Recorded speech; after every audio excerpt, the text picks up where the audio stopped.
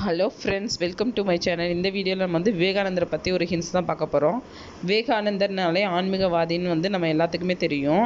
அவர் எந்த பாயிண்டில் நம்ம ஆன்மீகத்தை தேர்ந்தெடுத்தார் அப்படின்றத பற்றி தான் நம்ம இந்த வீடியோவில் பார்க்க போகிறோம்.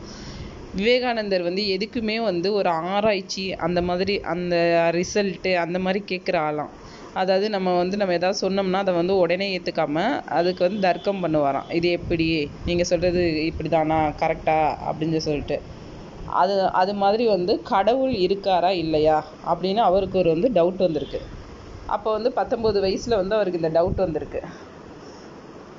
உடனே அவர் ராமகிருஷ்ணர்கிட்ட போய் கேட்டாராம், நீங்கள் எப்பயுமே கடவுள் கடவுள்னு சொல்லி பேசிகிட்டே இருக்கீங்களே, கடவுள் இருக்காரா, ஆதாரம் காட்டுங்க, ஆதாரத்தை காட்டினா தான் நான் நம்புவேன் அப்படின்னு சொல்லியிருந்திருக்காரு. ராமகிருஷ்ணர் விவேகானந்தர் மாதிரி படித்தவர் கிடையாது, அவர் ரொம்ப சாதாரணமானவர். உடனே அவர் என்ன சொல்லியிருந்திருக்காரு, கடவுள் இருக்காரு அப்படின்னு சொல்லியிருக்காரு, அதுக்கு நானே ஆதாரம் அப்படின்னு சொல்லியிருக்காரு. விவேகானந்தருக்கு இது சரியான பதிலாக தெரியல. ஏன்னா அவர் எதுக்குமே ஒரு ஆராய்ச்சி அதோட ரிசல்ட்டு அந்த மாதிரி எதிர்பார்க்குறவர்.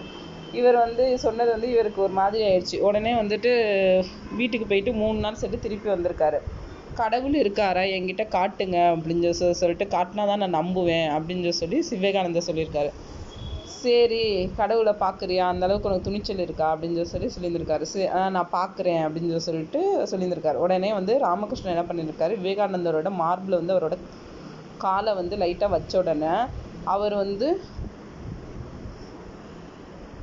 அவர் அந்த ஒரு ஒரு ஒரு சமாதி நிலைக்கு போயிட்டாராம். அவர் அங்கேருந்து வர்றதுக்கே 12 மணி நேரம் அவருக்கு தேவைப்பட்டிருக்கு. அப்போ தான் அவர் கடவுள் இருக்காருன்றதை ஒத்துருந்துருக்காரு. அதுக்கப்புறம் அந்த மாதிரியான எந்த கேள்வியும் அவர் கேட்டதே இல்லையா. ஓகே, இந்த இன்ஃபர்மேஷன் உங்களுக்கு யூஸ்ஃபுல்லாக இருக்கும்னு நினைக்கிறேன். இந்த மாதிரி வீடியோஸ் எனக்கு வேணும்னா என்னோட சேனலை சப்ஸ்கிரைப் பண்ணுங்கள். தேங்க்யூ ஃபார் வாட்சிங். பாய்.